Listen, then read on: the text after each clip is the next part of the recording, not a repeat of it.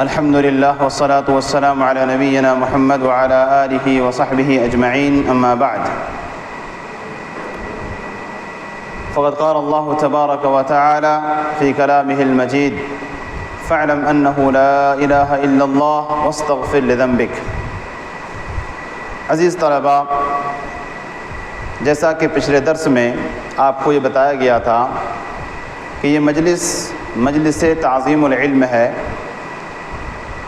علم کے نام پر اور تعظیم العلم کے نام سے یہ مجلس ہے، جس میں آپ کے سامنے پچھلے درس میں تقریباً 6 اصول بیان کیے گئے تھے کہ علم حاصل کرنے میں بہت ساری چیزوں کا لحاظ رکھنا ضروری ہے۔ اسی لیے اہل علم نے کچھ اصول بنائے ہیں، ضابطے بنائے ہیں، جس کو فالو کر اور جس کی اتباع کر کے ایک طالب علم اپنے علم کو نکھار سکتا ہے، اپنے اندر اچھی صلاحیت پیدا کر سکتا ہے۔ انشاءاللہ آج کے درس میں کچھ اصول مزید ہم لوگ جانیں گے۔ پچھلے درس میں 6 اصول بیان کیے گئے تھے، آج انشاءاللہ 7 نمبر اصول سے ہمارا درس شروع ہونے والا ہے۔ 7واں اصول طالب علم کی زندگی میں اور ایک طالب علم کے لیے اپنی زندگی میں ضروری ہے کہ وہ اپنے بچپنا کو اور جوانی کو غنیمت سمجھے علم حاصل کرنے کے لیے۔ اور یہ علم حاصل کرنا یہ خیر کا کام ہے۔ اللہ رب العالمین نے فرمایا فاستبقوا الخیرات، خیرات کی طرف، خیر چیزوں کی طرف کیا ہے؟ سبقت کرنا ہے۔ تو یہ علم بھی ایک خیر ہے جس کے اندر بھلائی ہی بھلائی ہے، لہذا اس کی طرف ہمیں سبقت کرنا چاہیے۔ اور اس کے لیے بچپنا کا علم جو ہے، بچپنے کی عمر جو ہے علم سیکھنے کے لیے بڑی مفید اور کارگر ہوتی ہے۔ اسی لیے ایک شاعر کہتا ہے وَأَيَّامَ الْحَدَاثَةِ فَاغْتَنِمْهَا أَلَا إِنَّ الْحَدَاثَةَ لَا تَدُومُ۔ کہا کہ بچپنے کی عمر کو غنیمت سمجھو، کیونکہ بچپنا ہمیشہ باقی نہیں رہتا ہے، یہ چلا جائے گا۔ اسی لیے امام احمد بن حنبل رحمہ اللہ کہتے ہیں ما شبہت الشباب الا بشیء کان فی کمی فسقط۔ کہا کہ جوانی جب گزر جاتی ہے تو دوبارہ واپس نہیں آتی ہے نا۔ کہتے ہیں جوانی کو میں تشبیہ دیتا ہوں، میں سمجھتا ہوں کہ میرے آستین میں کوئی چیز تھی جو گر گئی، اب دوبارہ وہ ملنے والی نہیں ہے۔ تو یہ عمر گزر جانے کے بعد وہ عمر دوبارہ واپس نہیں آتی ہے۔ اس لیے عزیز بچوں، اپنے اس عمر کو غنیمت سمجھو، اس لیے کہ یہ جو عمر ہے بچپنا، اس میں ایک بچہ اتنا ذہین ہوتا ہے، اس کا ذہن اتنا زیادہ کام کرتا ہے کہ وہ جو کچھ کرنا چاہے وہ کر سکتا ہے۔ اسی لیے آپ دیکھتے ہیں 8 سال کے 10 سال کے بچے قرآن مجید جو 30 پارے پر محیط ہے، اس کو ایک چھوٹا سا بچہ یاد کر لیتا ہے۔ کیوں یاد کر لیتا ہے؟ اللہ رب العالمین نے اس کے ذہن کو ابھی صاف و شفاف رکھا ہے، اس کے پاس کوئی ٹینشن نہیں ہے، کوئی کاروبار نہیں ہے، کوئی کام نہیں ہے۔ اسی لیے حسن بصری رحمہ اللہ فرماتے ہیں العلم فی الصغر کالنقش فی الحجر، کہ بچپنے میں جو علم حاصل ہوتا ہے وہ ویسے حاصل ہوتا ہے گویا کہ پتھر کی لکیر ہے۔ پتھر میں کوئی چیز لکھ دی جائے تو وہ مٹتی نہیں ہے۔ تو بچپنے میں جو چیز آپ حاصل کرتے ہو، کوئی چیز یاد کرتے ہو، وہ چیز مٹنے والی نہیں ہوتی ہے، بھولنے والی نہیں ہوتی ہے۔ اس لیے بچپنے کو غنیمت سمجھو اور اس عمر میں زیادہ سے زیادہ چیزوں کو یاد کرو۔ اس عمر کی یاد کی ہوئی چیزیں زندگی بھر رہتی ہیں۔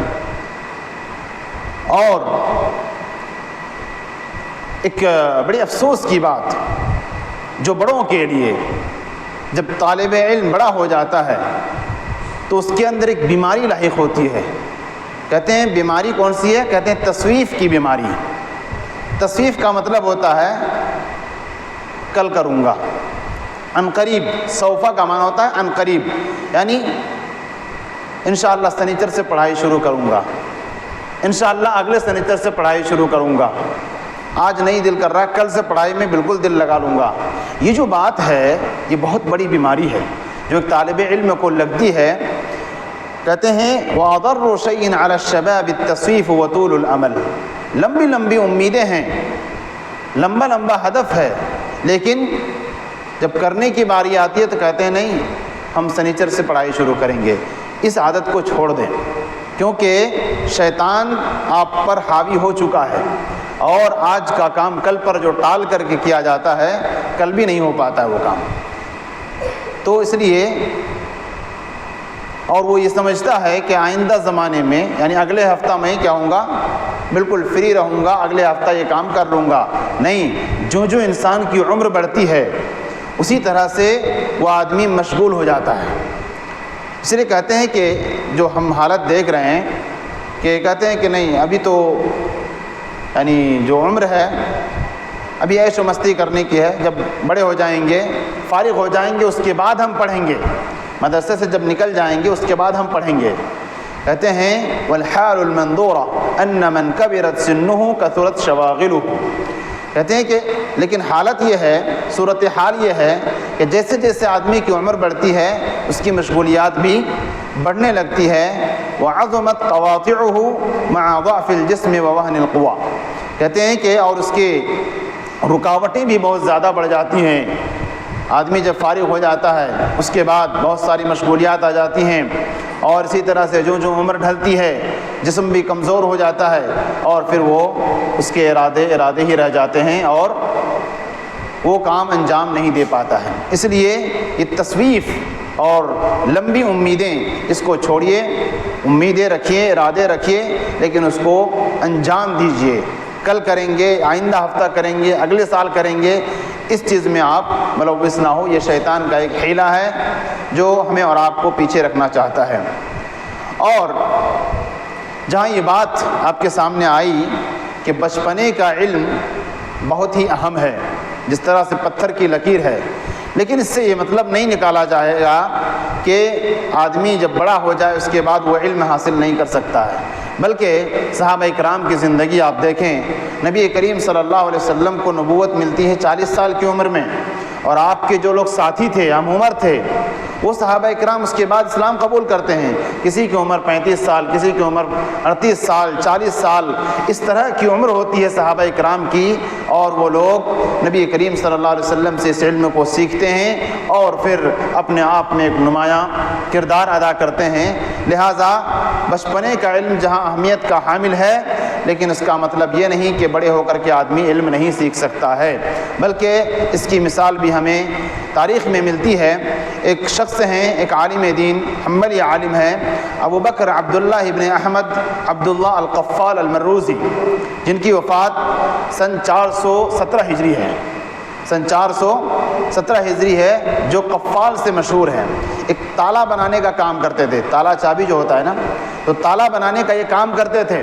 کہتے ہیں کہ 40 سال تک وہ اپنے پیشے میں لگے رہے، 40 سال تک جہالت میں، بالکل جاہل آدمی، لیکن 40 سال کے بعد ان کو شعور ہوتا ہے کہ ہمیں علم سیکھنا چاہیے. چنانچہ وہ 40 سال کے بعد علم سیکھنا شروع کرتے ہیں، اور 80 اور 90 کے بیچ میں یعنی ان کی عمر ہوتی ہے. کہتے ہیں کہ یہ آدمی 40 سال جاہلیت میں رہا اور 40 سال عالم بن کر کے رہا، اور حنابلہ کا ایک امام مانا گیا، اور یہ بڑے عالموں میں شمار ہوتے ہیں. تو پتہ ہی چلا کہ بڑے ہو کر کے بھی علم سیکھا جا سکتا ہے. یہ ہمارا پہلا نقطہ تھا آج کا کہ بچپنے کا علم پتھر کی لکیر ہوتی ہے. اس لیے عزیز بچوں، آپ سے گزارش ہے کہ آپ اس عمر میں جو چیزیں آپ کے سامنے آئے، پڑھنے لکھنے والی چیزیں، اس کو آپ یاد کریں. قرآن یاد کریں، حدیث یاد کریں، الفاظ معانی یاد کریں. جو بھی چیزیں آپ یاد کریں گے، دعائیں یاد کریں، تو آپ کے ذہن میں چیزیں ہمیشہ باقی رہے گی. دوسرا نقطہ، بلکہ یہ 8واں نقطہ ہے اس تعظیم العلم کا، کہ علم سیکھنے میں اطمینان ہونا چاہیے اور جلد بازی نہیں کرنی چاہیے. علم سیکھنے میں اطمینان کو لازم پکڑیں اور جلد بازی نہ کریں. کیونکہ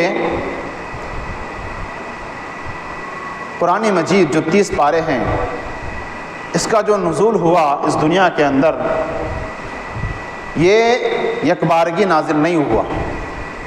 اللہ رب العالمین نے فرمایا وقال الذين كفروا لولا نزل عليه القرآن جملة واحدة كذلك لنثبت به فؤادك ورتلناه ترتيلا۔ کفار نے کہا کہ یہ کیا ایک ایک آیت کر کے نازل ہو رہی ہے، کیوں نہیں ایک بارگی پورا قرآن نازل ہو گیا؟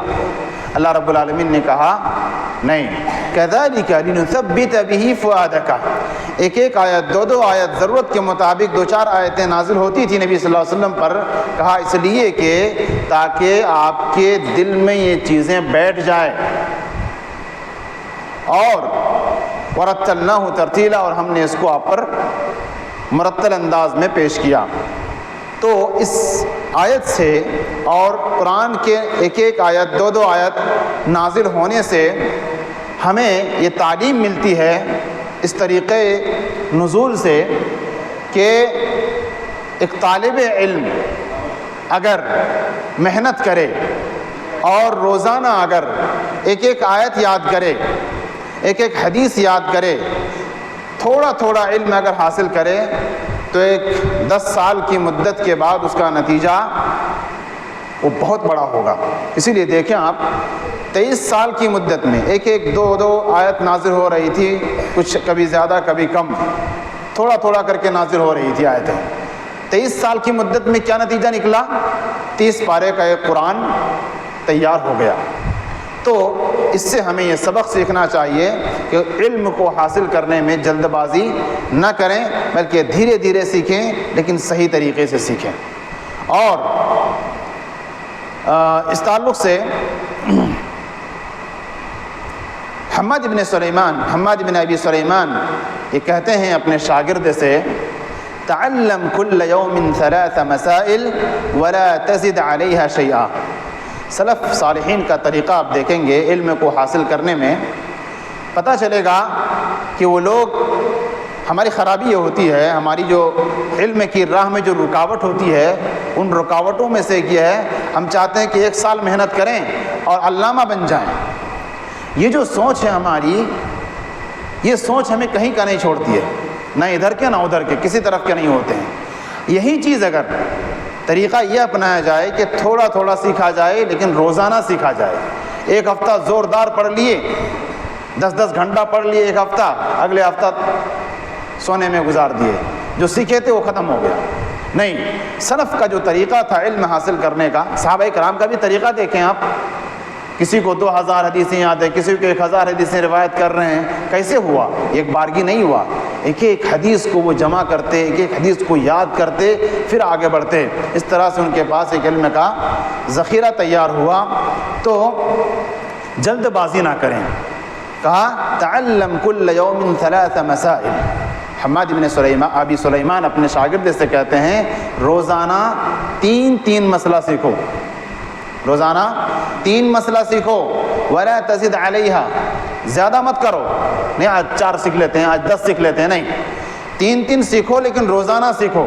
اب جوڑیے 1 سال میں کتنے مسائل کا آپ کو علم ہو جائے گا۔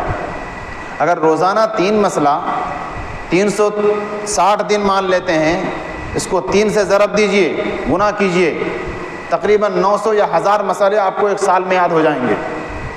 لیکن ضروری اس بات کی ہے کہ روزانہ ہو، کم ہی ہو لیکن روزانہ ہو۔ یہ ایک طریقہ تعلم ہے، علم سیکھنے کا ایک طریقہ ہے۔ اور کریں کہ یہ جو آپ کو بتایا گیا، علم سیکھنے میں آپ کیا کریں؟ جلد بازی نہ کریں، اطمینان سے سیکھیں۔ اس کا ایک بہترین طریقہ یہ ہے البداءۃ بالمتون القصار، مختصر متون، مختصر جو متون علمیہ ہیں اس کو آپ یاد کریں، اس کو حفظ کریں، اس کی شرح پڑھیں۔ اسی طرح سے آپ شروع میں جب آپ کو، جیسے ابھی آپ نے درس سنا، آپ کے دل میں جذبہ پیدا ہوا ہم کو پڑھنا ہے، گئے سیدھے موٹی کتاب اٹھائے، 8 دن پڑھے، اس کے بعد اکتا گئے، یہ طریقہ تعلم نہیں ہے۔ آپ کیا کریں؟ پہلے چھوٹی کتاب کو لیں، جو 8 صفحے کی، 10 صفحے کی، 20 صفحے کی، 100 صفحے کی، مختصر کتابوں کو لیں اور پڑھیں۔ جب آپ مختصر کتاب سے نپٹ جائیں اور آپ کے اندر دلچسپی مزید پیدا ہو جائے، اس کے بعد اس سے تھوڑی موٹی کتاب لیں، پھر اس میں بھی آپ کو دل لگے اس سے تھوڑی موٹی، یعنی بتدریج آپ آگے بڑھیں۔ ایسا نہ ہو کہ آپ سیدھے گئے اور فتح الباری اٹھائے پڑھنے لگے، 8 دن کے بعد کہا کہ سمجھ میں نہیں آتا ہے، کیا لکھا ہے سمجھ میں نہیں آتا ہے، اور پھر کیا ہو جائے گا، آپ کا حوصلہ ٹوٹ جائے گا۔ تو لہٰذا ایسا نہ ہو، بلکہ مختصر سے شروع کریں اور پڑھتے پڑھتے پڑھتے آگے بڑھیں۔ کہا کہ جانتے ہیں اگر ڈائریکٹ جا کر کے بڑی کتاب کو شروع کریں گے تو اس کا مطلب کیا ہوگا؟ ایک بچہ ہے، چھوٹا سا بچہ، دودھ پیتا بچہ، اب جو 1 مہینے کا ہے اس کو چاول کھلائیں گے تو کیا ہوگا؟ کھا پائے گا؟ نہیں کھا پائے گا۔ اگر کھا بھی لیا تو اس کا پیٹ خراب ہو جائے گا۔ کہا کہ بچوں کی خوراک بڑوں کو دیں گے مناسب نہیں ہے، بڑوں کی خوراک بچوں کو دیں گے مناسب نہیں ہے۔ تو جو آپ کا لیبل ہے اس حساب سے پڑھیں، جو لیبل ہے اس حساب سے پڑھیں، پھر جیسے جیسے آپ کا لیبل اونچا ہو اونچی کتابوں کو پڑھیں۔ یہ طریقہ تعلم ہے، دھیرے دھیرے پڑھیں، اطمینان سے پڑھیں، یہ کیا ہے؟ اسی میں فائدہ ہے، خیر ہے۔ لہٰذا یہ دوسرا نقطہ ہمیں یہ تعلیم دیتا ہے کہ ہمیں اطمینان کے ساتھ بڑے ٹھہر کے علم کو حاصل کرنا چاہیے، اور ایک چیز کا اس میں خیال رہے، معمولی چیز ہی سیکھیں آپ لیکن کنٹینیو کریں، اس لیے کہ نبی کریم صلی اللہ علیہ وسلم کی عادت تھی کہ آپ کوئی بھی کام کرتے تو اس میں دوام برتتے تھے، ہمیشگی برتتے تھے۔ لہٰذا ایک ہی حدیث اگر آپ روزانہ یاد کریں گے تو ایک ہی حدیث یاد کیجئے، لیکن یہ ہے کہ روزانہ یاد کیجئے۔ آپ کو ایسے ہی سوتے اٹھتے بیٹھتے آپ کو سال میں 300-400 حدیثیں یاد ہو جائیں گی، ایسے ہی، نہ اس کے لیے الگ سے ٹائم نکالنا پڑے گا، بس آپ ایک روٹین بنا لیں کہ مجھے روزانہ پڑھنا ہے، روزانہ یاد کرنا ہے۔ یہ تھا ہمارا 8واں نقطہ۔ 9واں نقطہ ہے، 9واں حصول علم کے لیے کہا کہ علم سیکھنے میں اور علم سکھانے میں صبر کو لازم پکڑیں۔ علم سیکھنے میں اور علم کو سکھانے میں صبر کو لازم پکڑیں، کیونکہ صبر جو ہے بہت ساری بھلائیوں کا راز ہے، اور اللہ رب العالمین نے اسی لیے ہمیں اور آپ کو جا بجا صبر کرنے کا حکم دیا ہے۔ یا ایھا الذین آمنوا اصبروا وصابروا، اے ایمان والو صبر کرو۔ تو صبر کی جو تلقین اللہ رب العالمین نے کی ہے، اور خصوصاً جب ہم بات کرتے ہیں علم، حصول علم کے لیے، اس میں ہمیں سب سے زیادہ صبر کی ضرورت ہے، کیونکہ اس علم کے راہ میں کبھی سختیاں بھی آئیں گی، کبھی لوگوں کے طعنے بھی آئیں گے، کچھ لوگ آپ کو برا بھلا بھی کہیں گے، غریبی کا علم حاصل کر رہے ہو، فقیر بن جاؤ گے، زندگی نہیں کٹے گی، اس طرح کے جو لوگوں کے طعنے ہیں ان پر صبر کرنا۔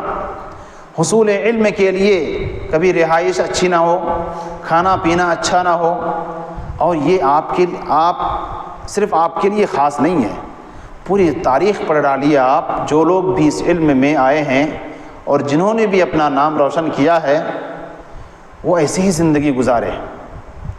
ہم تو الحمدللہ ہمیں چاول دال اور سبزیاں مل جاتی ہیں، پچھلی کی تاریخ پڑھیے، ان کو سوکھی روٹی بھی نصیب نہیں ہوتی تھی، اس کے باوجود انہوں نے وہ بڑے بڑے کارنامے انجام دیے جو آج ہم اچھا کھانا، اچھی رہائش، فین کا انتظام، کولر کا انتظام، ان تمام چیزوں کے باوجود ہم نہیں کر پا رہے ہیں۔ تو صبر کو لازم پکڑے رہیں۔ کہتے ہیں وَلَن يُحَصِّلَ أَحَدٌ الْعِلْمَ إِلَّا بِالصَّبْرِ، کوئی بھی آدمی صبر کے بغیر علم حاصل نہیں کر سکتا۔ ظاہر ہے ایک بچہ اگر گھر میں اس کی رہائش اچھی ہے، گھرانہ اچھا ہے، کھانا پینا اچھا ہے، لیکن مدرسے میں اگر وہ چاہے گا کہ وہی ساری فیسلٹیز ان کو ملے اور مدرسے کی تھوڑی بہت جو کمیاں ہیں اس پر صبر نہ کرے تو وہ اپنے علم کے راستے میں وہ منزل تک نہیں پہنچ سکتا ہے۔ اس لیے ابھی صبر کریں گے، اس صبر کا پھل اللہ رب العالمین آپ کو اگلی زندگی میں ضرور عطا کرے گا۔ اس لیے یحییٰ ابن ابی کثیر رحمہ اللہ فرماتے ہیں لا یستطاع العلم براحت الجسم، علم جو ہے جسم کو راحت دے کر حاصل نہیں کیا جا سکتا ہے۔ اس بات کو آپ اپنی ذہن میں بیٹھا لیں کہ علم اگر حاصل کرنا ہے تو علم کو جسم کی راحت، جسم کو آپ چاہیں گے کہ ہم اس کی رعایت کریں، اس کو راحت دیں، آرام کریں، تو علم حاصل نہیں ہو پائے گا، اس لیے کہ یہ علم ہی ایک ایسی چیز ہے جو آرام کو پسند نہیں کرتا۔ جہاں آرام ہے وہاں علم نہیں ہے، جہاں علم ہے وہاں آرام نہیں ہے۔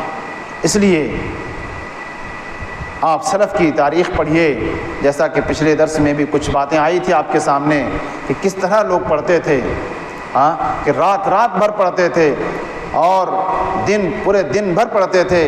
اور ایک مثال آپ کے سامنے پیش کی گئی تھی کہ صحیح بخاری کو 3 مجلس میں ختم کر دیا، پڑھ کر کے راتوں رات دن رات لگا کر کے پڑھ کے ختم کر دیا۔ تو اس طرح کا جذبہ، اور نیند کو تھوڑا کم کریں، آرام کو تھوڑا کم کریں، کیونکہ کچھ دن آپ اگر تکلیف میں اور برداشت کر لیں گے، صبر کریں گے، اللہ رب العالمین اس کے عوض میں آپ کو بقیہ زندگی میں راحت ہی راحت عطا فرمائے گا۔ اس کے بعد کہا قال الاسمعی من لم يحتمل ذل التعلیم ساعة بقی فی ظل الجہل ابدا۔ میں نے کہا کہ جو طالب علم اگر مدرسوں کی صعوبتوں کو، مشکلات کو برداشت نہیں کر پاتا ہے، وہ جو کچھ دنوں کے لیے ہوتی ہے، کہا من لم يحتمل ذل التعلیم ساعة، کہا کہ کچھ دنوں کے لیے جو تعلیم کی راہ میں جو ذلت ہے، جو پریشانیاں ہیں، اس کو جو نہیں برداشت کر سکتا ہے تو وہ اس کو زندگی بھر اس کو جہالت کی ذلت برداشت کرنی پڑے گی، وہ آدمی جاہل رہ جائے گا۔ کوئی طالب علم سوچے کہ مجھے روزانہ مدرسے میں بریانی ملے، اے سی ملے اور ایسے ایئر کنڈیشن میں ہم رہیں، تو یہ نہیں ہو پائے گا۔ جب نہیں ہو پائے گا تو وہ علم کے راستے سے پیچھے ہٹ جائے گا، پھر کیا ہوگا نتیجہ؟ زندگی بھر وہ جہالت کی دلدل میں دھستا چلا جائے گا، لوگ اسے کیا بولیں گے؟ جاہل بولیں گے۔ لہٰذا کچھ دنوں کی مصیبت اور تکلیف کو برداشت کر لینے سے آدمی ہمیشہ کی خوشیوں میں اور بقیہ زندگی وہ علم کی زندگی اور خوشی کی زندگی گزارے گا۔ اسی طرح سے اس کی ایک مثال دیتے ہوئے کہتے ہیں کہ جس طرح سے ایک آدمی شہد پینا چاہے چھتے سے نکال کر، مدھو مکھی کے چھتے سے نکال کر شہد بھی پینا چاہتا ہے، اور وہ یہ چاہتا ہے کہ مجھے شہد کی مکھیاں ڈنک بھی نہ مارے، یہ نہیں ہوگا۔ اگر اوریجنل آپ کو شہد پینا ہے تو چھتے سے نکال کے پئیں، اور چھتا سے نکالیں گے تو مدھو مکھی کے ڈنکوں کا سامنا آپ کو کرنا پڑے گا، ورنہ آپ کو ڈپلیکیٹ شہد تو ہر جگہ مل جائیں گے۔ اس لیے علم اگر حاصل کرنا ہے، حقیقی علم، تو اس راستے میں جو آنے والی پریشانیاں ہیں، مصیبتیں ہیں، ان کو برداشت کرنا پڑے گا، صبر کرنا پڑے گا، اور اس مصیبتوں میں، اس پریشانیوں میں آپ نیکی کی نیت کر لیں تو اللہ رب العالمین نے جو یہ فضیلت بیان کی ہے، ان اللہ مع الصابرین، یہ فضیلت ہمیں اور آپ کو حاصل ہو جائے گی۔ اس کے بعد کہا کہ علم میں جو صبر ہے یہ 2 طریقے سے ہوتی ہے، اس کی 2 قسمیں ہیں۔ ایک یہ ہے صبر فی تحملہ و اخذہ، علم کو جب آپ لے رہے ہیں، جب آپ سیکھ رہے ہیں اپنے اساتذہ سے، اس وقت آپ کو صبر کرنا ہے، بہت ساری چیزوں کو آپ کو یاد کرنا ہے، حفظ کرنا ہے۔ ظاہر ہے حفظ کرنے میں پریشانی ہوتی ہے، اس پریشانی میں برداشت کرنا ہے آپ کو، چاہے آپ قرآن مجید یاد کر رہے ہوں، حفظ کر رہے ہوں، پریشانی ہوتی ہے، کبھی استاد کے ڈنڈے بھی پڑتے ہیں، ان سب چیزوں پر کیا ہے؟ صبر کرنا ہے علم کو حاصل کرتے وقت۔ اسی طرح سے اس کو سمجھنے میں جو پریشانی ہوتی ہے اس پر صبر کرنا ہے۔ کلاس میں بیٹھنا نیند کو چھوڑ کر، یہ بڑا چیلنج ہوتا ہے طالب علم کے لیے، اس پر آپ کو صبر کرنا ہے۔ اسی طرح سے استاد کے جو حقوق ہیں، ان حقوق کی پامالی نہ ہو پائے، استاد کے ساتھ ادب کے ساتھ پیش آیا جائے، اس پر آپ کو صبر کرنا ہے۔ اور بسا اوقات اساتذہ کی کچھ سختیاں بھی آئے جو آپ کے حق میں ہے. کبھی وہ آپ کو ماریں گے سبق یاد نہ کرنے پر، آپ کی بدتمیزی پر، یا آپ کے کچھ حرکات پر ان کی سختیاں آئے، اس پر بھی صبر کرنا ہے، کیونکہ یہ سختیاں ہی انسان کو انسان بناتی ہے. جب تک استاد مخلص ہو آپ کے لیے، دشمنی پر نہیں بلکہ مخلص ہو، آپ کی خیر خواہی چاہتا ہو، سبق یاد نہ کریں، پڑھائی کا حق ادا نہ کریں، اس پر آپ کو سرزنش کریں، ڈانٹیں، پھٹکاریں، تو اس پر صبر کرنا یہ آپ کے لیے اجر ہے. اور صبر اگر نہیں کر پائے، ایک ڈنڈا کسی کو پڑ گیا، وہ بھاگ گیا مدرسے سے، وہ زندگی بھر وہ جاہل رہے گا. تو ایک ڈنڈے کو برداشت کر لینا اور مزید تعلیم کے سفر کو آگے بڑھانا صبر کے ساتھ، یہ آپ کو مستقبل کا عالم دین بنائے گا. دوسری قسم جو علم میں صبر ہے، جسے آپ نے سیکھ لیا، سیکھنے کے مراحل جو تھے آپ کے، اس میں آپ نے صبر کیا، جو بھی پریشانی آئی. اب مرحلہ آتا ہے سکھانے کا. جب سکھانے کا آتا ہے اس وقت بھی بڑے چیلنجز ہوتے ہیں. کبھی تنخواہ کم ہوگی، کبھی شاگرد آپ کے اچھے نہیں ہوں گے، بدتمیز ہوں گے، ان کی حرکتوں پر صبر کرنا. کبھی ہوگا ایسا کہ آپ سمجھا رہے ہیں وہ سمجھ نہیں پا رہے ہیں. یہ ایک استاد کے لیے بڑا چیلنج ہوتا ہے کہ سمجھائے اور سمجھ نہ پائے اس شاگرد، تو اس پر بھی آپ کو صبر کرنا. اور اسی طرح سے ان کی غلطیاں، ان کی جو مسٹیکس ہیں، ان کی جو غلطیاں ہیں، اس پر صبر کرنا. یہ کیا ہے؟ یہ علم کے راستے میں ہمارے لیے بڑا معاون ثابت ہوگا اگر ہم صبر کرتے ہیں. کیونکہ ایک استاد اگر اپنے شاگردوں کی حرکتوں اور ان کی عادتوں اور ان کے اخلاق پر اگر صبر نہ کرے، تو ہو سکتا ہے جس طرح ایک طالب علم اپنے حصول علم کے اوپر جو مصیبتیں آنے والی ہے اس پر صبر نہ کرے تو وہ بھاگ جا سکتا ہے. اسی طرح جیسے آپ پڑھ کر کے عالم دین بنیں گے اور اپنے شاگردوں کی جو ان سے غلطیاں ہو رہی ہیں یا ان کے ساتھ جو آپ کو پریشانیاں لاحق ہو رہی ہیں، اس پر اگر استاد صبر نہ کرے تو نتیجہ یہ نکلے گا کہ وہ پڑھانا ہی چھوڑ دے گا. پھر کیا ہوگا نتیجہ؟ اس کا علم اسی کے پاس دب کر کے ختم ہو جائے گا، اور یہ علم جس کے لیے وہ سیکھا تھا اس کا مقصد فوت ہو جائے گا. اس لیے طالب علم کو بھی صبر کرنا ہے اور استاد کو بھی صبر کرنا ہے، کیونکہ یہی طالب علم آگے چل کر کے استاد بنیں گے. اس لیے دونوں پوائنٹ کا ذکر کرنا یہاں پر مناسب ہے. اس کے بعد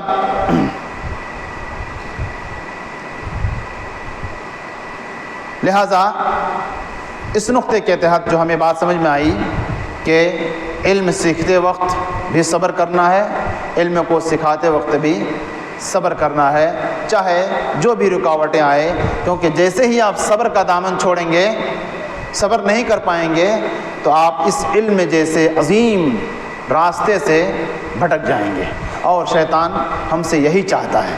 لہٰذا شیطان کی ناکامی کے لیے اور اپنی فضیلت کو بڑھانے کے لیے اس راستے میں آنے والی ہر پریشانیوں سے ہمیں صبر کرنا ہے، چاہے طالب علم کی صورت میں ہو یا استاد بن جائیں اس کے بعد کی صورت میں ہو. 10واں نقطہ اس میں ہے، اور یہ بہت ہی اہم ہے عزیز بچوں، خاص کر چھوٹے بچوں کے لیے اور عمومی طور پر تمام بچوں کے لیے، ملازمت آداب العلم، علم کے ادب کو لازم رکھنا. علم اس کے بہت سارے آداب ہیں. علم سیکھنے کے بھی آداب ہیں، علم سکھانے کے بھی آداب ہیں. آداب سمجھتے ہیں نا؟ ادب سمجھتے ہیں نا؟ اس کے آداب ہیں. علامہ ابن قیم رحمۃ اللہ علیہ فرماتے ہیں اپنی کتاب مدارج السالکین بین منازل ایاک نعبد و ایاک نستعین، اس کتاب میں فرماتے ہیں ادب المرء عنوان سعادتہ و فلاحہ. ایک انسان کا ادب، اس کا اخلاق، اس کا کریکٹر، اس کی کامیابی اور اس کی سعادت مندی کا عنوان ہے. یہ عنوان ہے، ٹاپک ہے. اگر ایک آدمی بااخلاق ہے، ایک طالب علم بااخلاق ہے، کریں کہ یہ اس کی کامیابی کا عنوان ہے. وہیں پر اگر ایک طالب علم بد اخلاق ہے، بد کردار ہے، اس کی عادتیں بری ہیں، کہتے ہیں یہ اس کی برائی کا اور بدقسمتی کا عنوان ہے۔ ظاہر ہے ایک طالب علم جب بااخلاق ہوتا ہے، وہ اپنے ساتھیوں کے ساتھ بااخلاق ہوتا ہے، اپنے استادوں اساتذہ کے ساتھ بااخلاق ہوتا ہے، اپنے ملنے جلنے والوں کے ساتھ بااخلاق ہوتا ہے، سارے لوگوں کی نگاہ اس پر ہوتی ہے۔ اور ایک کلاس میں اگر کوئی طالب علم متمیز ہو، بااخلاق ہو، باکردار ہو، اساتذہ اپنا علم ان پر نچھاور کرنا چاہتے ہیں۔ لہٰذا اسی لیے کہا کہ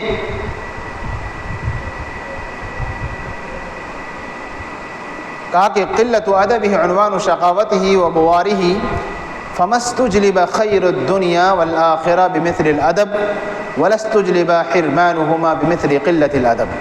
دنیا و آخرت کی بھلائی کہتے ہیں اچھے اخلاق سے زیادہ کسی چیز سے حاصل نہیں کی جا سکتی ہے، اور دنیا و آخرت کی محرومی برے اخلاق سے زیادہ کسی چیز سے نہیں ہو سکتی ہے۔ لہٰذا عزیز طلبہ اپنے اخلاق کو اچھا کریں۔ ایک طالب علم کی جو صفت ہونی چاہیے وہ صفت اپنے اندر اپنائیں۔ کہا المرء لا يسمو بغیر الادب وان يكن ذا حسب ونسب۔ یہ ادب اتنی بڑی چیز ہے، یہ کسی کی رعایت نہیں کرتا۔ اگر آپ باادب ہیں، با اخلاق ہیں، کہتے ہیں کہ ایک آدمی بغیر ادب کے، بغیر حسن اخلاق کے وہ بڑا نہیں بن سکتا ہے، چاہے وہ کتنا ہی حسب نسب والا ہو، کتنا ہی پیسے والا ہو، اگر بے ادب ہے تو اس کی عزت کوئی دنیا نہیں کرے گی۔ وہیں پر اگر وہ غریب ہے، مسکین ہے اور با اخلاق ہے تو دنیا اسے دیکھے گی اور اسے با اخلاق کہے گی۔ اس لیے اپنے آداب کو، اپنے اخلاق کو درست کریں۔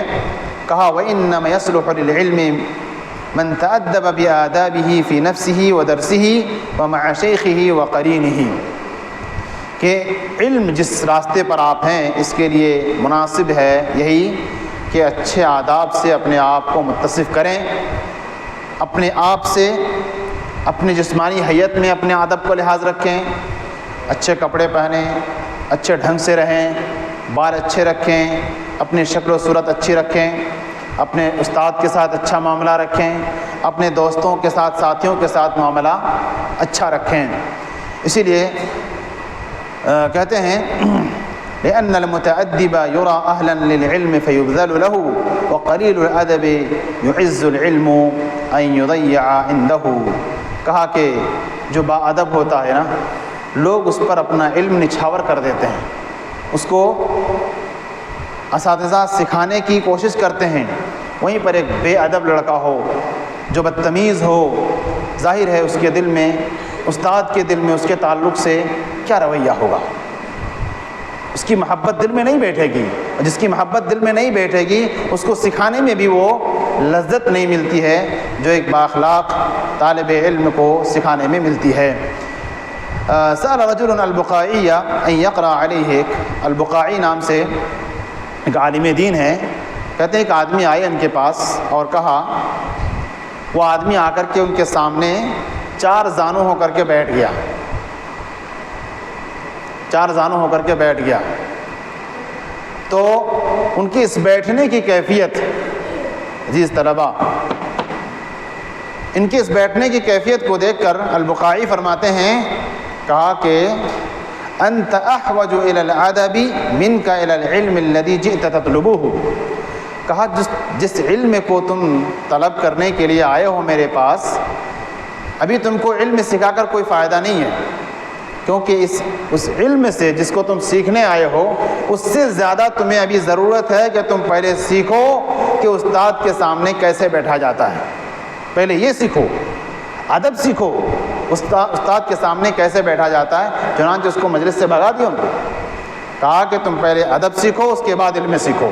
اسی لیے سلف صالحین کا جو طریقہ کار تھا کہ وہ لوگ جس طرح سے ہم لوگ کتابیں پڑھتے ہیں نا جا کر کے استاد کے پاس، وہ لوگ جا کر کے علماء سے ادب سیکھتے تھے، پہلے کیسے بیٹھنا ہے، کیسے کھانا ہے، کیسے بات کرنا ہے، یہ سارے آداب سیکھتے تھے پہلے، اس کے بعد مجلس میں جاتے تھے علم حاصل کرنے کے لیے۔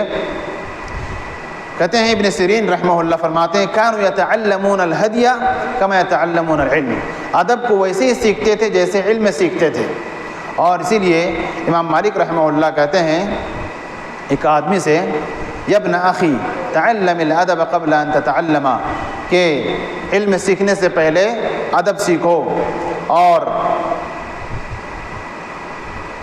امام مالک رحمہ اللہ کہتے ہیں كانت أمي تعممني وتقول لي اذهب إلى ربيعة بن أبي عبد الرحمن فقيه أهل المدينة في زمنه فتعلم من أدبه قبل علمه. امام مالک کون ہے؟ امام مالک کہتے ہیں میری ماں مجھ سے کہتی تھی کہ اے بیٹے ابھی تم علم سیکھنے مت جاؤ، پہلے جاؤ ربیعہ ابن عبد الرحمن جو اس وقت مدینہ کے فقہا میں شمار ہوتا تھا، ان کا اہل علم میں شمار ہوتا تھا. کہتے ہیں کہ جاؤ پہلے ربیعہ کے پاس بیٹھو، ان سے ان کا ادب سیکھو، ان سے جا کر کے ادب سیکھو کہ ایک استاد کی ادب کیسے ہوتی ہے، علم کا ادب کیسا ہوتا ہے، علم کس طرح سے سیکھا جاتا ہے، سیکھنے کے آداب، سکھانے کے آداب، پڑھنے پڑھانے کے آداب، استاد کے ساتھ معاملات کرنے میں آداب. کہ اس کے پہلے جاؤ ادب سیکھو اس کا علم سیکھنے سے پہلے. تو ان تمام باتوں سے یہی بات سامنے آتی ہے کہ علم سیکھنے سے پہلے ہمیں باادب ہونا ضروری ہے. اور افسوس کی بات یہ ہے کہ آج کے زمانے کے طلباء میں وہ ادب نہیں رہا جو پچھلے زمانے کے طلباء میں ادب موجود ہوا کرتا تھا. تو آج ایک استاد بیٹھے ہیں، استاد کے سامنے طالب علم اپنا دونوں پیر پھیلائے ہوئے بیٹھ گیا، ایسے دونوں ہاتھ پھیلائے ہوئے بیٹھ گیا. استاد پڑھا رہے ہیں، طالب علم ٹیک لگا کر پیر پھیلا کر بیٹھ گیا. یہ استاد کی بے ادبی ہے، اور گویا کہ وہ طالب علم باادب نہیں کہلائے گا. اسی طرح سے موبائلوں کا استعمال، استاد پڑھا رہے ہوں، مجلس میں یا درس میں فون آ جاتا ہے، واٹس ایپ دیکھنا، یہ چیک کرنا، وہ چیک کرنا، یہ استاد کے آداب کے برخلاف ہے.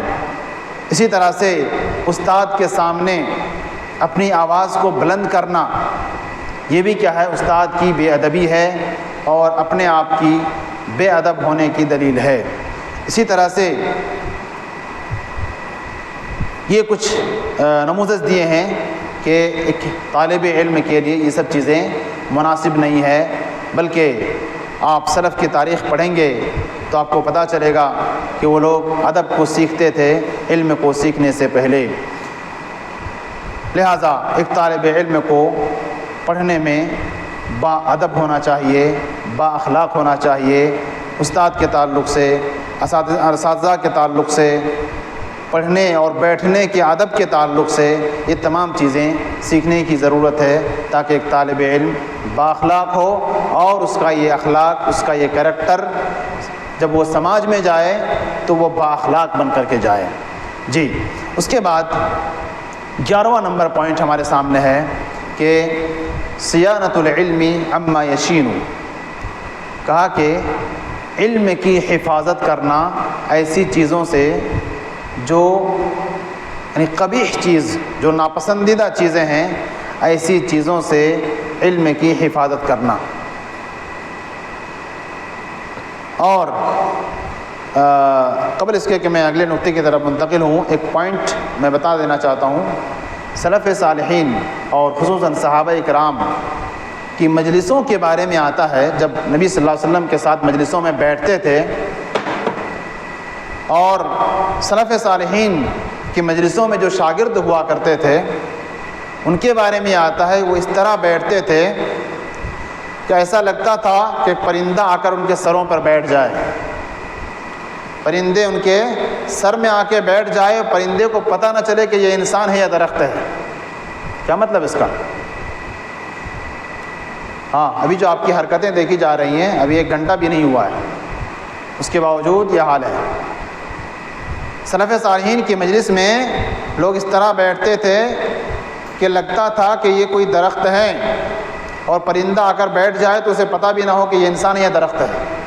خاموشی کے ساتھ ایک دوسرے کو ڈسٹرب کیے ہوئے، ایک دوسرے کو پریشان کیے ہوئے، ایک دوسرے کو کھینچا تانی کیے بغیر، یہ ہوتی تھی ان کے مجلس، اور ان کے مجلس میں با ادب طلباء کا حال۔ اب با ادب ہیں یا بے ادب ہیں؟ ہاں، اس لیے یہ کوئی بھی مجلس میں آپ بیٹھیں، اس کے مجلس کا جو ادب ہے اس کا خیال ضرور رکھیں۔ جی، اس کے بعد ہم اگلے پوائنٹ پہ آتے ہیں۔ اگلا اصول ہے، 11واں نمبر اصول ہے، علم کی حفاظت کرنا ایسی قبیح چیز سے، جو چیز بھی علم کے تعلق سے قبیح ہو سکتی ہے، اور ان میں سے ایک چیز جس کا ذکر یہاں پر کیا گیا، مروت کے خلاف کوئی چیز نہ ہو۔ مروت کے خلاف کا مطلب ہوتا ہے ایک چیز ہے جو بذات خود وہ چیز منع نہیں ہے، حرام نہیں ہے، لیکن اس کو لوگ ناپسند کرتے ہیں، ناپسند کرتے ہیں۔ ایسی چیزوں سے بھی آپ کو بچے رہنا ہے۔ مثال کے طور پر ہمارے یہاں کا جو عام رواج ہے کہ ایک خطیب جب خطبہ دینے کے لیے کھڑا ہو، کرتا پاجامہ ہو، ٹوپی ہو، یا اسی طرح سے جبہ ہو، جو بھی علماء کا لباس ہے، لباس کوئی خاص نہیں ہے، لیکن جو ہمارے سماج میں جو لباس ہے اس لباس کا آپ خیال رکھیں۔ ایسا نہ ہو کہ آپ پینٹ شرٹ پہن کر کے گئے ممبر پر اور خطبہ دینے لگے۔ خطبہ ہو جائے گا، نماز بھی ہو جائے گی، لیکن لوگوں کی نظر میں یہ چیز کیا ہے؟ صحیح نہیں ہے۔ لہٰذا ایسی چیزوں سے بھی آپ کو بچ کر کے رہنا ہے۔ جائز چیز ہے لیکن اس سے بھی آپ کو بچ کر کے رہنا ہے، کیونکہ یہ ہمارے سماج کے عادات کے برخلاف ہے۔ اسی طرح سے ٹوپی پہننا ایک عالم دین کا ہمارے سماج میں کیا ہے؟ شعار ہے، پہچان ہے۔ اب یہ نہ سمجھیں کہ ٹوپی نہیں پہنیں گے تو نماز نہیں ہوگی، مسئلہ اس کا نہیں ہے۔ مسئلہ ہمارے سماج میں جو رواج ہے کہ ایک عالم دین ہو تو وہ ٹوپی پہنے، اور یہ اس کے لیے اچھی بات ہے، اس کی تعریف ہوگی، اس کی اچھائی کے لیے چیز ہے، تو ان سب چیزوں کا خیال رکھا جائے۔ یہ مروت کا تقاضا ہے۔ کہتے ہیں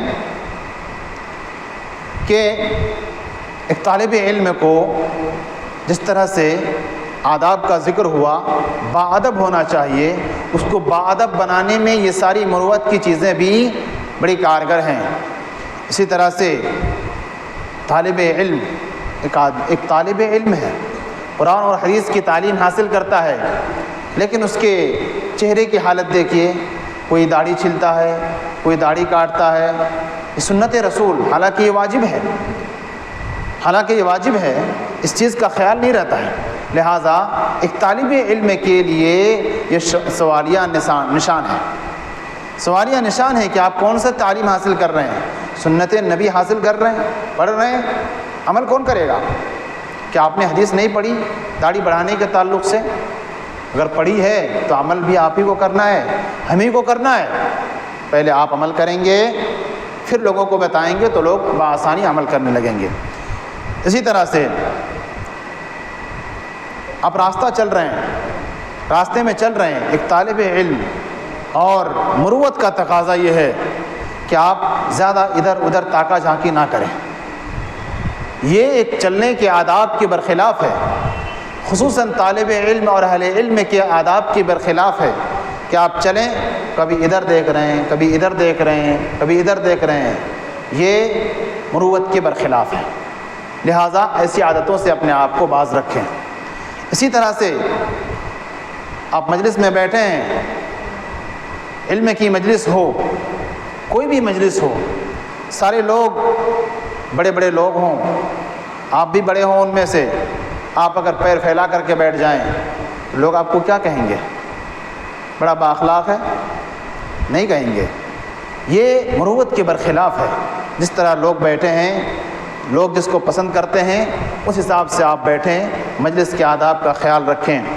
اسی طرح سے طالب علم کی زندگی میں ایک بہت بری چیز وہ کیا ہے؟ صحبت الاراذل والفساق والمجان والبطالین، کہا کہ برا ساتھی اختیار کرنا۔ ایک طالب علم کی پڑھائی میں رکاوٹ کے جو اسباب ہیں ان کو جو بڑا بننے نہیں دیتے ہیں، ان میں سے ایک بہت بڑی رکاوٹ ان کا برا ساتھی ہے، ان کا برا ساتھی ہے، کیونکہ برے ساتھی ظاہر ہے آپ کو برائی کی طرف لے جائیں گے۔ آپ کا ساتھی اگر نماز کا پابند نہیں ہے اور آپ نماز کے پابند ہیں، 1 مہینہ رہیے اس کے ساتھ، پھر آپ بھی اسی کی طرح ڈھل جائیں گے، نماز کے پابند نہیں بن سکیں گے آپ، کیونکہ آپ کا ساتھی اس کے ساتھ جو رہ کے جو اس کا اثر ہوگا آپ پر، یہ ناقابل فراموش ہوگا، کہ اس کا اثر بہت ہی جلد آپ کے دل میں ہو جائے گا۔ اسی طرح سے آداب اور مروت کے برخلاف ہے کیا؟ ایک ہوتا ہے کہ 2 بچے لڑ رہے ہیں، دونوں ہم عمر ہیں، یہ بات مانی جا سکتی ہے کہ 2 بچے ہیں، دونوں ہم عمر ہیں، ایک ہی کلاس کے ہیں، لیکن ایک مثلا عالمیت یا فضیلت کا بچہ ابتدائی کے بچے سے لڑے، پرائمری کے بچوں سے لڑے، اٹھا پٹک لڑے، تو یہ دیکھنے والے کیا کریں گے؟ تماشا بنائیں گے نا۔ تو یہ سب چیزیں ہماری زندگی میں آداب کے برخلاف ہیں، یہ سب چیزیں نہیں آنی چاہیے۔ تو مروت کا خیال کریں، جو چیزیں عام طور پر ناپسند ہیں ایسی چیزوں سے اپنے آپ کو بچائے رکھیں۔ 12واں نقطہ ہمارے پاس ہے، اور یہ بہت ہی اہم نقطہ ہے، انتخاب الصحبۃ الصالحۃ لہ، نیک ساتھی کا انتخاب کریں، جس کے ساتھ آپ کا زیادہ اٹھنا بیٹھنا ہو، وہ طالب علم، وہ ساتھی آپ کا نیک اور صالح ہو، کیونکہ اس کا اپنی زندگی میں بہت ہی زیادہ اثر ہوتا ہے، اور آپ کی علمی راستے پر رکاوٹ نہیں بن سکتا، بلکہ آپ کو ترقی ملے گی، اور آپ کی عملی زندگی، ظاہر ہے آپ کا دوست اگر نیک ہو، نماز کا پابند ہو، وقت کا پابند ہو، کلاس کا پابند ہو، تو آپ بھی اس کے ساتھ رہتے رہتے اسی طرح کے صفات آپ کے اندر آ جائیں گے۔ اس لیے اپنی پڑھائی کی زندگی میں خصوصاً نیک ساتھی اور اچھے ساتھی کا تلاش کرنا اور اختیار کرنا بہت ہی ضروری ہے۔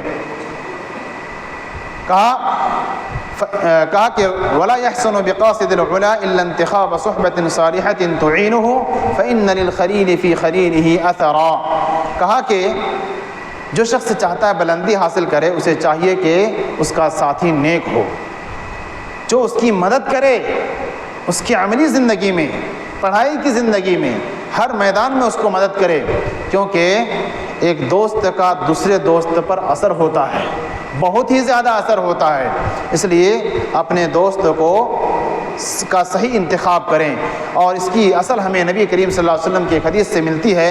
نبی کریم صلی اللہ علیہ وسلم نے فرمایا الرجل علی دین خلیلہ فلینظر احدکم من یخالل۔ کہا کہ نبی کریم صلی اللہ علیہ وسلم نے فرمایا کہ ایک آدمی اپنے دوست کے دین پر ہوتا ہے، تو تم میں سے چاہیے جو شخص دوست بنا رہا ہے وہ غور کر لے کہ کسے اپنا دوست بنا رہا ہے، کیونکہ اگر کسی کی پہچان کرنی ہو کہ فلاں شخص کیسا ہے، تو کہتے ہیں کہ اس کے دوست کو دیکھے، وہ کس کے ساتھ اس کا اٹھنا بیٹھنا، کھانا پینا، رہنا سہنا ہے، اس کو دیکھ لیں، پھر اس پر آپ حکم لگا سکتے ہیں کہ یہ ویسا ہی ہے۔ اگر ایک آدمی کا اٹھنا بیٹھنا، ایک طالب علم کا اٹھنا بیٹھنا اچھے لڑکوں کے ساتھ ہے، تو سمجھ جائیں کہ یہ لڑکا بھی اچھا ہے۔ اگر اس کا اٹھنا بیٹھنا برے لڑکوں کے ساتھ ہے، جو گانجا پیتا ہو، جو گٹکا کھاتا ہو، تمباکو کھاتا ہو، ان چیزوں کا جو عادی ہو، اس کے ساتھ اگر وہ اس کا اٹھنا بیٹھنا ہے، تو اس پر بھی سوالیہ نشان ہے کہ ایسے لڑکوں کے ساتھ یہ کیسے رہ رہا ہے۔ کہیں نہ کہیں اگر وہ عادتیں اس کے پاس نہیں ہیں، تو کم سے کم اتنا تو ہے کہ اس کی عادتوں سے یہ خوش تو ہے، اور کبھی کبھی اس کا بھی وہ عادی ہو جائے گا۔ اس لیے صحبت صالح بہت ہی ضروری ہے، خصوصاً طالب علم کی زندگی میں۔ کہا کہ کتنا اثر ہوتا ہے، ایک شعر یہاں پر ہے، لا تصحب الکسلان فی حالاتہ کم صالح بفساد آخر یفسد عدو البرید الی الجلید سریعۃ کالجمر یوضع فی الرماد فیخمد۔ کہا کہ سست طالب علم کو اگر آپ دوست بناتے ہیں تو وہ آپ کو بھی سست بنا دے گا۔ بہت سارے نیک لوگ برے ہو گئے ہیں اسی وجہ سے، برے دوستوں کی وجہ سے۔ اور کہا عدو البلید الی الجلید، بلید یعنی کند ذہن، بدہ اور گیا گزرا، اس کا اثر جو ہے بہت ہی جلد ذہینوں پر ہوتا ہے۔ اور کیسے ہوتا ہے؟ کریں کل جمر یوضع فی الرماد فیخمد، ایک چمکتا ہوا شعلہ، آگ کا انگارہ چمک رہا ہے نا، اس کو آپ رکھ دیجئے ریت میں یا کسی زمین پر رکھ دیجئے، آگ سے باہر نکال کے اس کو ریت میں رکھ دیجئے، کیا ہو جائے گا؟ وہ بجھ جائے گا۔ ایک جس کے اندر جذبہ تھا پڑھنے کا، عبادت کرنے کا، یہ ساری چیزیں، اس کے ساتھی کون ملے؟ برے لوگ ملے تو کیا ہو جائے گا؟ وہ بھی دھیرے دھیرے دھیرے دھیرے بجھ جائے گا، اس کے حوصلے بھی ختم ہو جائیں گے۔ اس لیے صحبت صالح اختیار کیجئے۔ اس کے بعد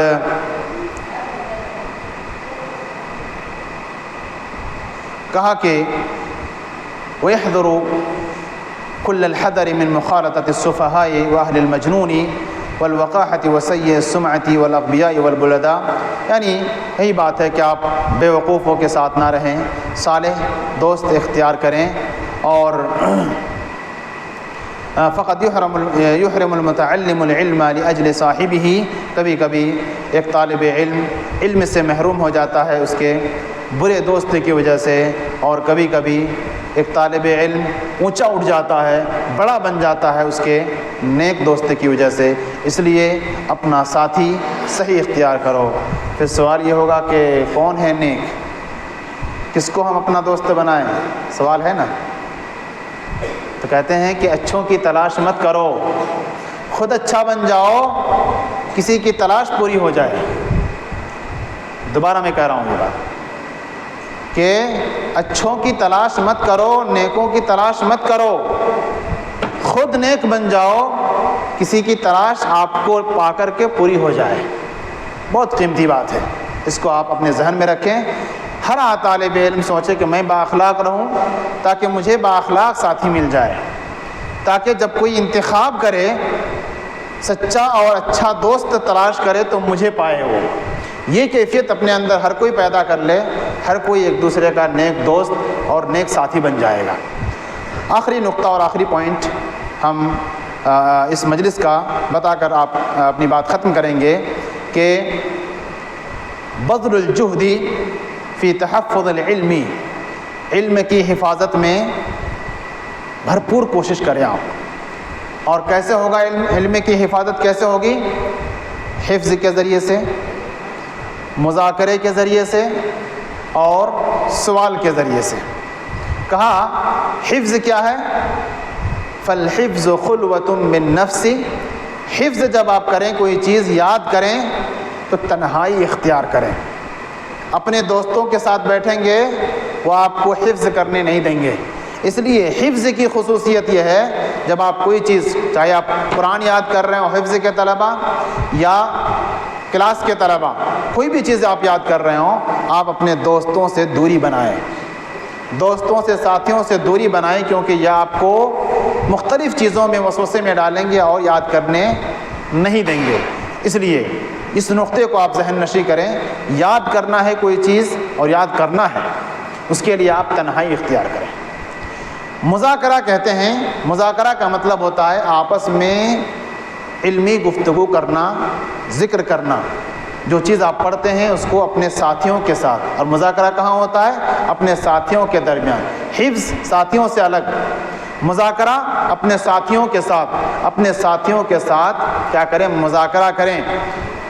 اور تیسری چیز کہا والسؤال اقبال علی العلم، جب آپ کلاس میں بیٹھیں، کسی عالم سے ملاقات ہو تو آپ سوال کرنے والے بنیں، کیونکہ یہ آپ کے علم کو نکھارتا ہے، نئی چیزیں آپ کے پاس لاتا ہے۔ اس لیے حفظ کے ذریعے سے دل میں علم بیٹھتا ہے، اور مذاکرے کے ذریعے سے علم میں تجدد اور علم زندہ رہتا ہے۔ حفظ کریں گے علم بیٹھے گا، اسی کا مذاکرہ کریں گے، آپس میں تذکرہ کریں گے ساتھیوں کے ساتھ، یہ علم زندہ رہے گا۔ اور ابن الجوزی رحمہ اللہ فرماتے ہیں کہ علماء اپنے طلباء کو، اپنے شاگردوں کو حفظ پر بہت ہی زیادہ ابھارتے تھے۔ سلف صالحین کا یہ طریقہ تھا۔ اور کہا عبید اللہ ابن الحسن رحمہ اللہ فرماتے ہیں وجدت احضر العلم منفعتا ما وعیته بقلبی ولقته بلسانی، کہا کہ میں جب مجھے اپنا علم حاضر کرنے کا موقع ملا، کچھ بولنے کا موقع ملا، مجھے سب سے زیادہ جو نفع پہنچایا اسی چیز نے جس کو میں نے دل میں یاد کیا تھا، دل میں یاد کیا تھا، حفظ کیا تھا، اسی چیز نے مجھے سب سے زیادہ فائدہ پہنچایا۔ اور اسی طرح سے ابن عثیمین رحمہ اللہ کہتے تھے حفظنا قلیلا وقرأنا کثیرا، ہم نے بہت کم چیزیں حفظ کیا ہے اور بہت زیادہ مطالعہ کیا ہے، لیکن فانتفعنا بما حفظنا اکثر من انتفاعنا بما قرانا، لیکن جو تھوڑا جو یاد کیے تھے نا، کہتے ہیں کہ اسی سے ہمیں سب سے زیادہ فائدہ ملا بنسبت کثرت مطالعہ سے۔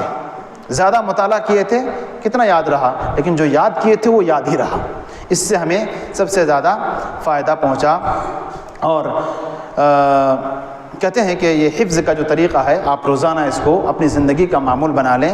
ایک مثال یہاں پر دیا ہے کہ ابن الفرات نامی ایک شخص، ایک عالم دین تھے، کہتے ہیں لا يترك كل يوم اذا اصبح ان يحفظ شيئا وان قل، کہ ان کی عادت تھی اپنی زندگی میں کہ صبح ہوتی تو یہ کچھ نہ کچھ ضرور یاد کرتے تھے، کچھ نہ کچھ ضرور یاد کرتے تھے۔ اور ایک مثال دیا ابن عقیل رحمہ اللہ، ابن مالک رحمہ اللہ، جن کی کتاب ہے الالفیہ النحویہ، 1000 اشعار پر ان کی کتاب یہ نحو پر ہے، کہتے ہیں فإنه حفظ في يوم موته 5 شواہد، حفظ کرنے کی عادت اس طرح لگ گئی تھی، کہتے جس دن ان کی وفات ہوئی نا اس دن بھی 5 شواہد انہوں نے یاد کیے تھے، اس کے بعد ان کی وفات ہوئی تھی، موت کے دن بھی وہ یاد کر رہے ہیں۔ اور ہماری حالت یہ ہے کہ ہمیں ساری سہولیات ملنے کے باوجود بھی یاد نہیں کر رہے ہیں۔ اس کے بعد جو میں نے کہا کہ مذاکرہ، علمی مذاکرہ کرنا کتنا اہم ہے۔ قرآن سب سے آسان کتاب ہے نا، وَلَقَدْ يَسَّرْنَا الْقُرْآنَ لِلذِّكْرِ فَهَلْ مِن مُدَّكِرٍ، اللہ نے کہا ہے قرآن بہت آسان کتاب ہے، اس کے باوجود اللہ کے رسول صلی اللہ علیہ وسلم نے ہمیں کیا تعلیم دی؟ کہا کہ قرآن کی مثال ویسے ہی ہے جیسے مثل صاحب القرآن کمثل صاحب الإبل المعقلہ، ایک جو قرآن یاد کرتا ہے اس کی مثال ویسے ہی ہے جیسے ایک آدمی کے پاس اونٹ ہو، بندھی ہوئی اونٹ ہو، اس کو باندھ کر کے رکھا ہے، کہا جیسے ہی چھوڑیں گے اس اونٹ کو کیا ہو جائے گا؟ وہ بھاگ جائے گا، بہت دور بھاگ جائے گا، آپ کو تلاش کر کے نہیں ملے گا۔ قرآن ایسا ہی ہے کہ قرآن یاد کرنے میں جلدی یاد ہوتا ہے، بولنے میں بھی اس سے جلدی آتا ہے۔ تو قرآن جو آسان کتاب ہے یاد کرنے کے اعتبار سے، اس کے تعلق سے شریعت ہمیں یہ رہنمائی کرتی ہے کہ اس کا تعاہد کرو، ان عاہدها علیہا امسکہا وان اطلقہا ذہبت، معاہدہ کرو قرآن کا، یعنی بار بار اس کو پڑھا کرو تاکہ وہ یاد رہے۔ تو اس علم کا کیا حال ہوگا جو مشکل سے آتا ہے، جو مشکل سے آتا ہے اس کو بچا کے رکھنا کتنی ذمہ داری ہے، اس کا ہم اندازہ کر سکتے ہیں۔ اس لیے مذاکرہ بڑا اہم ہے۔ اور امام زہری رحمہ اللہ کہتے ہیں انما یذہب العلم النسیان، علم کو 2 چیزیں لے جاتی ہیں، ختم کر دیتی ہیں، ایک بھولنا، اور ظاہر ہے آدمی بھولتا کب ہے؟ جب اس کا مذاکرہ نہیں ہوتا ہے، پڑھ لیا، یاد کر لیا، چھوڑ دیا، بھول جائے گا وہ۔ اور وترک المذاکرہ، اور مذاکرہ کو چھوڑنا، آپس میں بحث و مباحثے کو چھوڑ دیں گے تو علم آپ کے پاس سے جاتا رہے گا، پھر اسے آپ تلاش نہیں کر سکتے ہیں۔ اس کے بعد آخری بات، یہ جو 3 چیزیں بتایا آپ کو میں نے، حفظ کرنا، مذاکرہ کرنا اور سوال کرنا، کہتے ہیں یہ اس قدر اہم ہے، اس کی مثال یوں ہے فالحفظ غرس العلم، حفظ کی مثال جیسے آپ ایک درخت لگا رہے ہیں، حفظ کر رہے ہیں مطلب ایک درخت لگا رہے ہیں آپ، والمذاکرہ، اور مذاکرہ کا مطلب ہے درخت لگا رہے ہیں آپ چھوڑ دیے، کیا ہوگا؟ وہ پودا مر جائے گا نا۔ کہا کہ آپ نے پودا لگایا یعنی حفظ کر لیا، اس کے بعد اس کو پانی دینا ہے روزانہ، یہ ہے مذاکرہ۔ آپ نے حفظ کیا، اس کو دوبارہ یعنی مذاکرہ کرنا ہے۔ اس طرح سے ایک پودا لگانے کے بعد اس میں پانی ڈالنا ضروری ہے روزانہ، اسی طرح سے علم سیکھنے کے بعد، حفظ کرنے کے بعد اس کا مذاکرہ کرنا ضروری ہے۔ والسؤال عنہ تنمیہ، اور جس طرح سے اس کی پرورش پرداخت ہوتی ہے، آپ کی دیکھ ریکھ میں ہوتی ہے، کہتے ہیں کہ یہ ہے سوال۔ آپ جب سوال کریں گے علماء سے، اہل علم سے، کہتے ہیں یہ ہے اس علم کے اندر نمو اور بڑھوتری ہوتی جائے گی، علم میں اضافہ ہوتا جائے گا۔ جس طرح سے وہ درخت لگائے، پانی ڈالے، وہ بڑا ہوتا گیا، اسی طرح آپ کا علم بھی اونچا اٹھتا جائے گا۔ یہ تقریباً ہم لوگوں نے آج 6 نقطے اور 6 اصول پڑھے۔ اللہ رب العالمین سے ہم دعا کرتے ہیں، اللہ رب العالمین ہمارے اس علم کو جو ہم نے اس مجلس میں سیکھا، اس پر عمل کرنے کی توفیق عطا فرمائے۔ جو چیزیں ہم نے اس مجلس میں سیکھا، سنا، ان اصولوں کے مطابق ہمیں اپنی زندگی گزارنے کی توفیق عطا فرمائے۔ اللہ رب العالمین جو علم ہمیں عطا کرے، اس علم کے مطابق ہمیں عمل کرنے والا بنائے۔ آمین۔ وآخر دعوانا ان الحمد للہ رب العالمین۔ اقول قولی ھذا واستغفر اللہ لی ولکم ولسائر المسلمین من کل ذنب فاستغفروہ انہ هو الغفور الرحیم۔